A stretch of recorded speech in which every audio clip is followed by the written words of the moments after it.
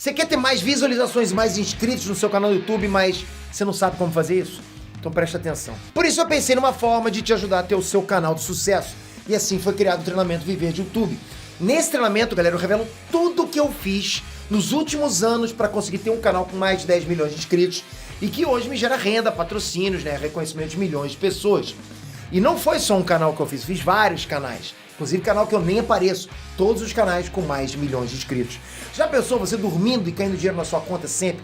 Com o YouTube isso é possível, acontece. Basta você clicar agora no botão Saiba Mais e venha aprender como é que você pode começar a bombar no YouTube hoje. Que era, a gente vê hoje em dia algumas coisas de alguns clubes aí em relação à torcida organizada, né? Que as torcidas vão lá, reclamam, não sei o quê. Como é que é pro presidente do clube lidar com a torcida organizada? Não é fácil. É. Porque você vem de um histórico. Os caras te amavam, né? Quando você era jogador, né? O que eu procurei fazer no período que eu estava à frente do Vasco é ter uma relação de respeito, de troca, dentro daquilo que se podia fazer, você atender dentro de uma demanda, mas nunca de troca de favores, eu vou te ajudar aqui. Nunca. E, para ter uma ideia, eu nunca sentei com torcida organizada para discutir alguma coisa de Vasco. Eu respeito a posição do torcedor, acho que ele é importante, sempre importante dentro do processo. E aí você tem situações que pô...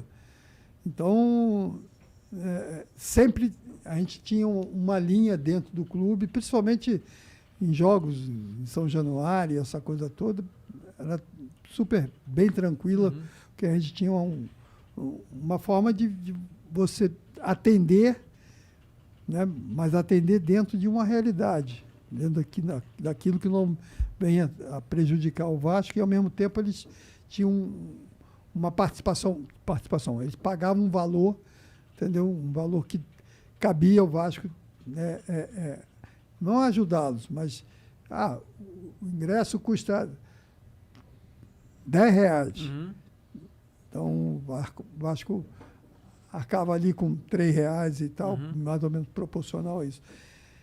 Isso uma vez ou outra, não era uma coisa que passou a ser obrigação, e eu não tinha essa relação, e eu não lembro assim de ter reunido alguma vez torcida organizada para poder falar alguma coisa, ou pedir alguma coisa, ou em troca ter que, entendeu?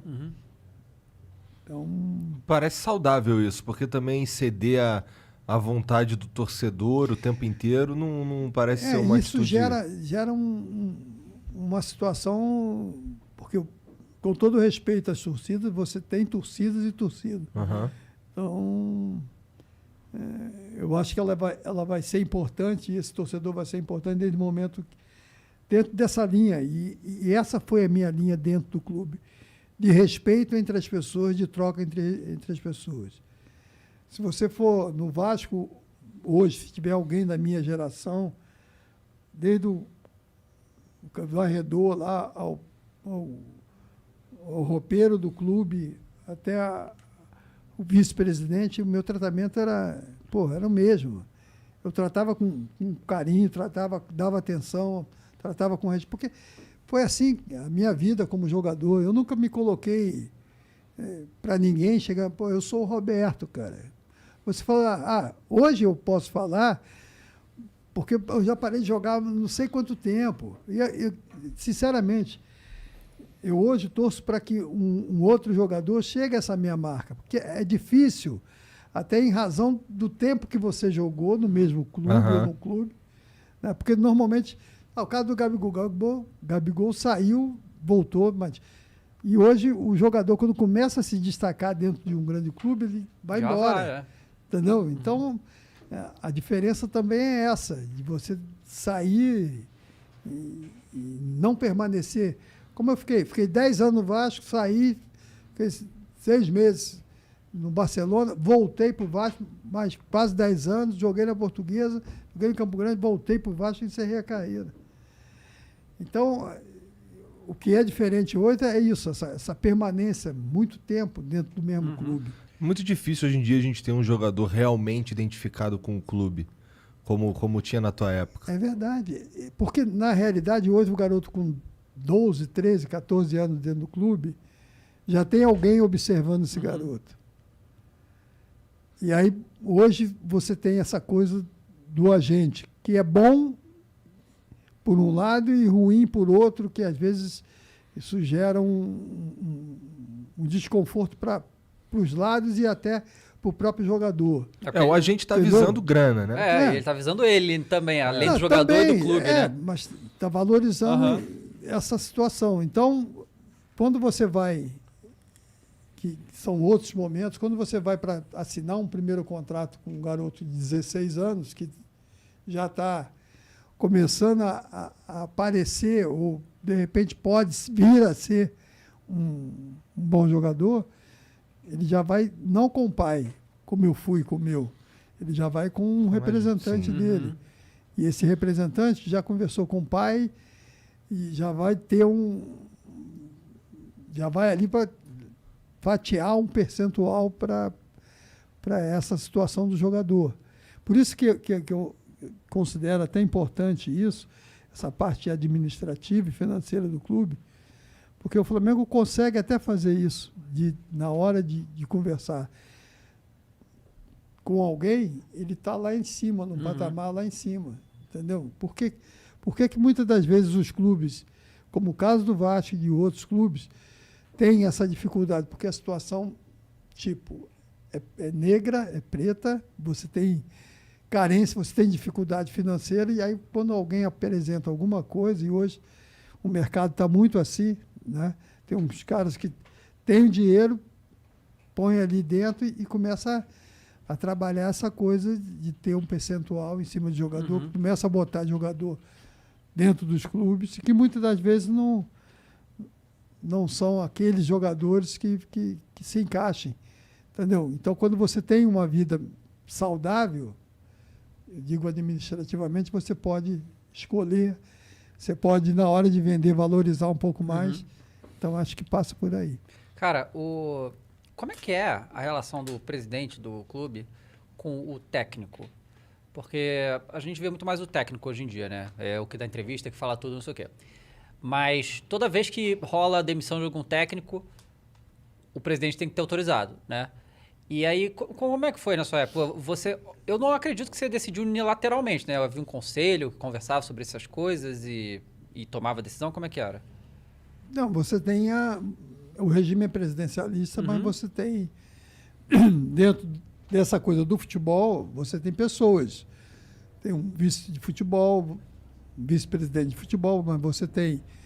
Aí entra já uma pessoa que está ligada diretamente ao futebol, né? E aí você tem técnicos, tem comissão, tem essa coisa de jogadores e tal.